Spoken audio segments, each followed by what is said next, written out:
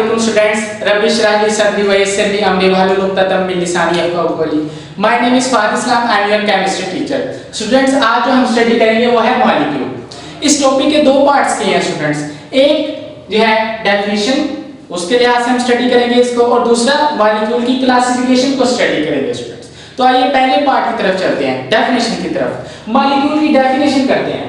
Definition देखें कि smallest particle of a pure substance, smallest particle of a pure substance which can exist independently. Students, दो बातें आ गई यहाँ पे कि आपके पास एक प्योर सब्सटेंस है, आपके पास क्या है, एक प्योर सब्सटेंस है, इसका छोटे से छोटा जर्रा है, स्मॉलेस्ट पार्टिकल है, छोटे से छोटा हिस्सा है, which can exist independently, जो कि आजादाना रह सकता है, which can exist independently। इन दोनों को एक्सप्लेन करते हैं बारी बारी।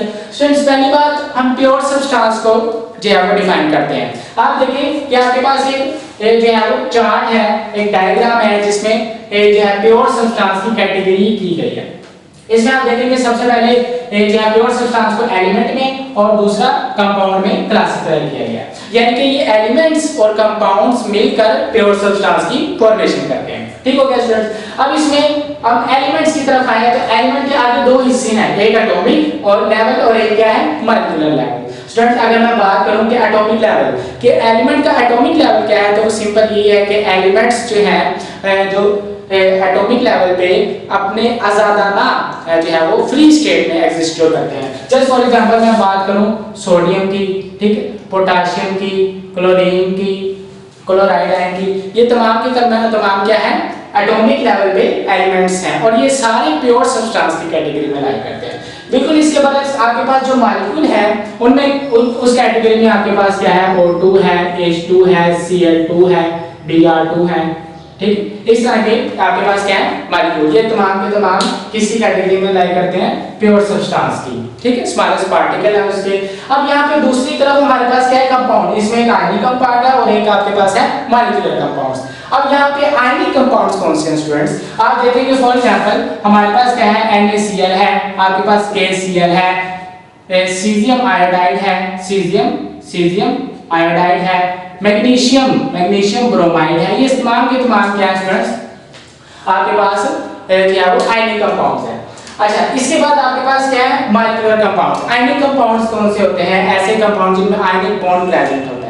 आयनिक बॉन्ड कैसे बनता है, there is a complete transfer of electron and complete sharing, giving and gaining of the electron. इसके बाद जो आपके पास बॉन्ड बनता है वो आपके पास कौन सा बॉन्ड है, आयनिक बॉन्ड कहलाता है। अब यहाँ पे आपके पास और ऐसे कंपाउंड को क्या कहते हैं, आयनिक कंपाउंड्स कहते हैं। इसी तरह आपके पास मॉलिक्यूलर कंपाउंड्स कौन से हैं स्टूडेंट्स, देखें ध्यान से गौर करें कि आपके पास CO2 है, H2O है, CH4 है, ठीक, NH3, ये तमाम के तमाम आपके पास क्या है, मॉलिक्यूलर कंपाउंड्स कहलाते हैं।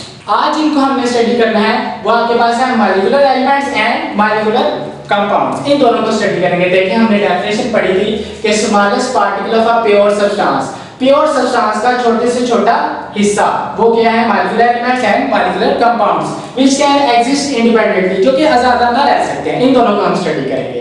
अब स्टूडेंट्स, आप देखें कि ये जो है फ्री स्टेट में इंडिपेंडेंटली एग्जिस्ट करते हैं। कैसे एग्जिस्ट करते हैं, आप देखेंगे फॉर एग्जांपल आपके पास कार्बन डाइऑक्साइड है, ठीक है, CO2, तो इसके एक मॉलिक्यूल में एक हिस्सा कार्बन है और दो हिस्से क्या है, ऑक्सीजन, यानी कि एक कार्बन और दो ऑक्सीजन मिलकर एक मॉलिक्यूल कार्बन डाइऑक्साइड जो कि एग्जिस्ट करता है फ्री स्टेट में इंडिपेंडेंटली। ठीक हो गया। अच्छा, इसी तरह आपके पास वाटर मॉलिक्यूल है, इसे मजीद बॉन्डिंग बनाने की जरूरत नहीं, ये स्टेबल मॉलिक्यूल है।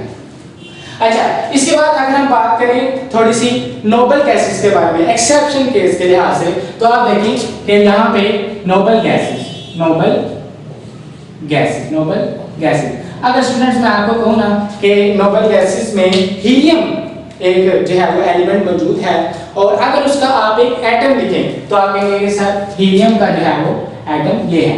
अगर मैं आपको कहूं कि हीलियम का एक मॉलिक्यूल लिखें तो आप देंगे लिख देंगे, तो इसका मतलब क्या हुआ, इसका मतलब ये है कि नोबल गैसेस के जो एलिमेंट्स हैं, एटम्स हैं, वो इनके क्या है, मॉलिक्यूल्स भी हैं जो कि एग्जिस्ट करते हैं फ्री स्टेट में इंडिपेंडेंटली, उन्हें मजीद बॉन्डिंग बनाने की जरूरत नहीं होती।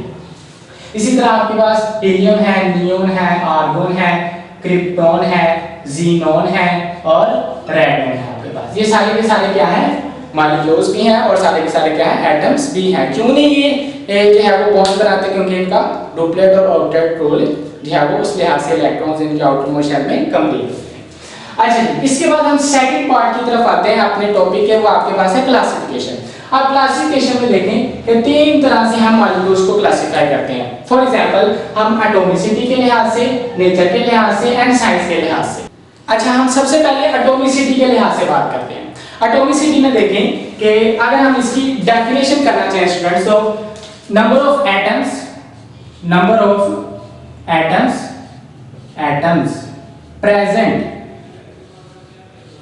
Present in a molecule. एक मॉलिक्यूल में जितने नंबर ऑफ एटम्स प्रेजेंट होते हैं वो इसकी क्या कहलाती है, एटॉमिसिटी कहलाती है। अब इसको, इस कांसेप्ट को समझने के लिए इस टेबल की तरफ आए स्टूडेंट्स। अब इसमें आपको सब्सटेंस, मॉलिक्यूल और एटॉमिसिटी तीनों का कांसेप्ट एकदम क्लियर हो जाएगा। जैसे फॉर एग्जांपल मैं एक सब्सटेंस लिखता हूं हीलियम। मैं क्या सब्सटेंस लिखता हूं, हीलियम, HELIUM। अच्छा, अब आपसे कहते हो कि इसका एटम लिखें, इसका मॉलिक्यूल लिखें, तो आप कहते हैं सर इसका मॉलिक्यूल है He। अच्छा, इसमें नंबर ऑफ एटम्स कितने हैं, एक ही एटम है स्टूडेंट्स, तो इसकी एटॉमिसिटी क्या है, 1।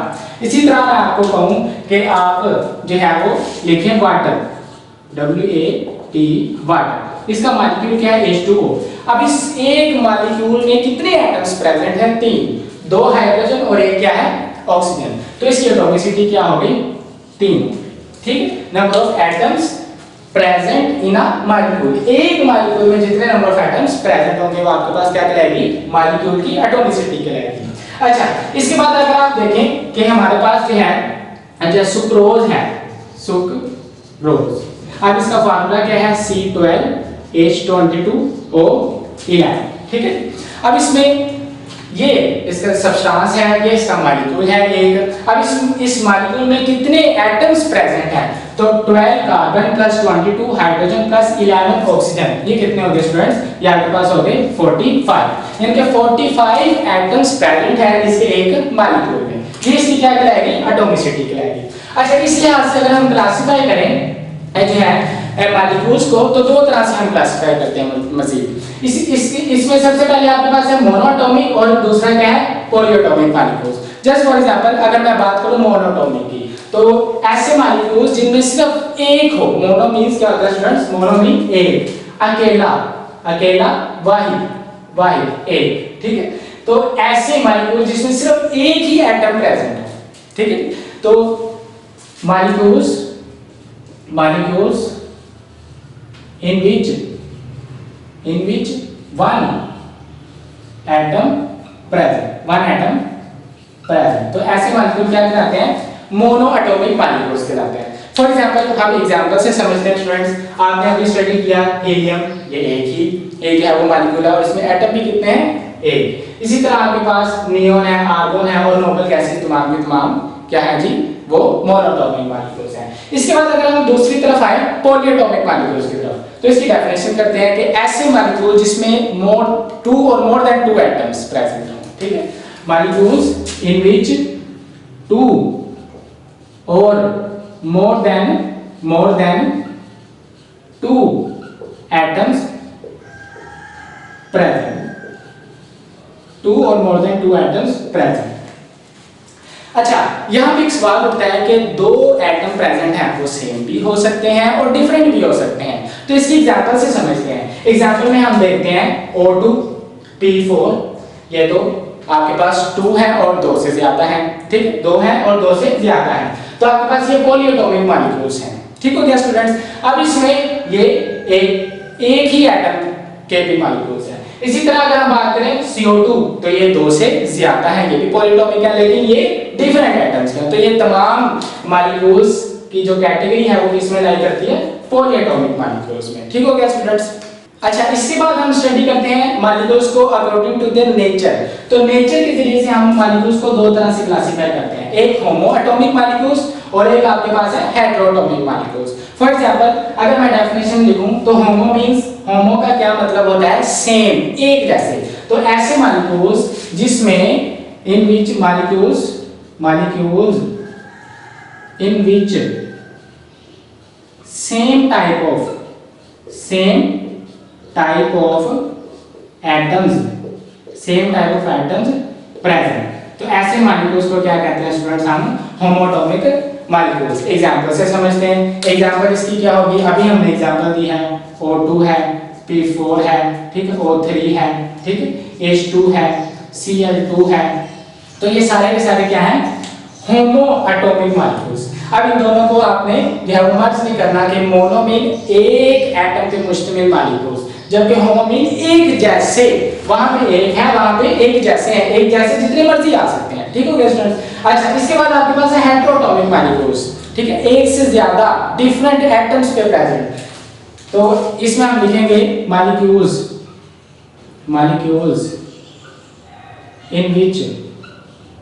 in which different type of atoms present, ठीक है। इसमें हम different types of atoms present करते हैं। एग्जांपल इसकी समझते हैं, H2O है, ठीक है, CH4 है, NH3 है। आप देखेंगे इसमें एक एटम नाइट्रोजन का है और 3 एटम किसके हैं, हाइड्रोजन के। तो डिफरेंट एटम्स हैं, डिफरेंट टाइप ऑफ एटम्स हैं। इसी तरह एक एटम कार्बन का है और 4 एटम किसके हैं, हाइड्रोजन के। अच्छा, इसके बाद हमारे पास है साइज। साइज के लिहाज से हम कैटेगरी करें तो मॉलिक्यूल्स की 2 कैटेगरी हम करते हैं, एक माइक्रो मॉलिक्यूल्स और एक आपके पास है मैक्रो मॉलिक्यूल्स। अच्छा, सबसे पहले अगर हम माइक्रो मॉलिक्यूल्स को स्टडी करें तो ऐसे मॉलिक्यूल्स जो कि स्मॉल इन साइज हों, ठीक है, जिनका जो साइज है, जिनका जो मास है वो छोटा हो। अब तक स्टूडेंट जितने भी हमने मॉलिक्यूल्स लिखे हैं, यहाँ पे लिखे हैं या टेबल में लिखे हैं, वो सारे के सारे मैक्रो मॉलिक्यूल्स हैं जिनका साइज क्या है, छोटा है, ठीक है। तो यहाँ पे लिखे हैं कि molecules which are small in size are called micro molecules। तो इनमें से कोई भी एग्जांपल दे दिया, ये सारे के सारे क्या है, माइक्रो मॉलिक्यूल्स। अच्छा, इसके बाद अगर हम आते हैं मैक्रो मॉलिक्यूल्स की तरफ, बड़े मॉलिक्यूल्स, तो ऐसे मॉलिक्यूल्स जिनका जो साइज है, molecules which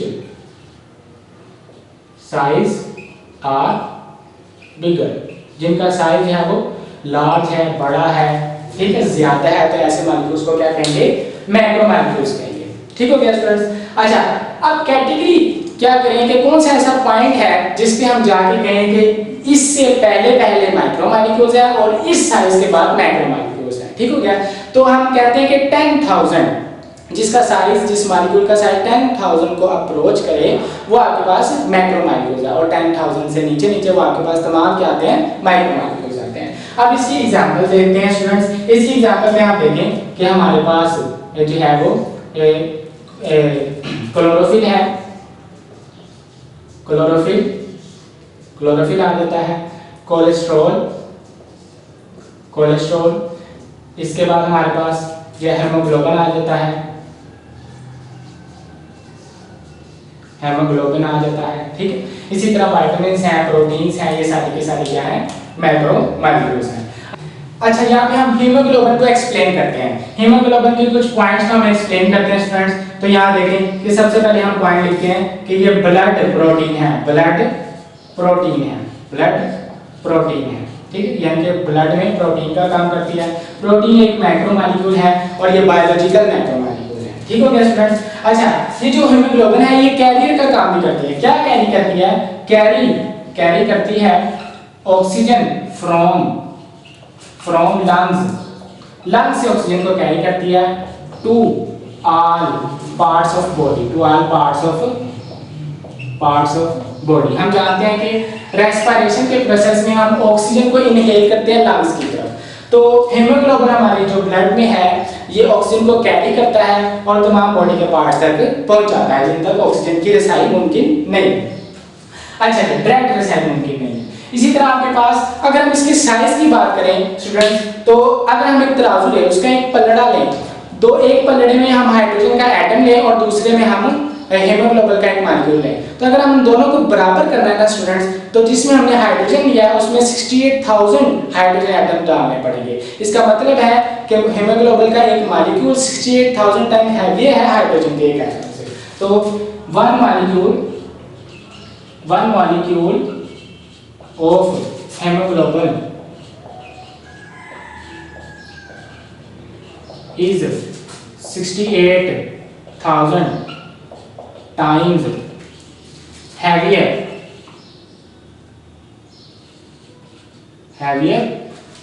than hydrogen atom. ठीक हो गया स्टूडेंट्स, यहाँ तक हम स्टॉप करते हैं। आज हमने क्या पढ़ा? आज हमने मॉलिक्यूल की डेफिनेशन पढ़ी और उसकी क्लासिफिकेशन, तीन तरह क्लासिफिकेशन की, एटॉमिसिटी के लिहाज से, इसके बाद हमने नेचर के लिहाज से और साइज के लिहाज से। स्टूडेंट्स आपको एग्जांपल जो है वो एमसीक्यू के तौर पर आ सकती हैं। ठीक हो गया स्टूडेंट्स, कि कौन सी एग्जांपल किस जो है वो कैटेगरी में लाई जाएगी। जस्ट फॉर एग्जांपल अगर मैं आपको एक एमसीक्यू डिजाइन करके दूं कि यहाँ पे हम O2 की बात करें तो O2 किस कैटेगरी से लाई करता है? क्या O2 जो है वो पॉलीएटॉमिक से लाई करता है या आपके पास होमोटॉमिक से लाई करता है? तो स्टूडेंट्स इसका आंसर है कि बोथ, क्योंकि O2 जो है वो पॉलीएटॉमिक भी है, एक से ज्यादा एटम्स पर भी मुश्तमिल है क्योंकि 2 एटम्स हैं इसमें। इसी तरह यहाँ पे ये जो है वो होमोटॉमिक भी है कि इसमें एक ही तरह के 2 एटम मौजूद हैं। ठीक हो गया स्टूडेंट्स, अपना ख्याल रखें, अल्लाह हाफिज।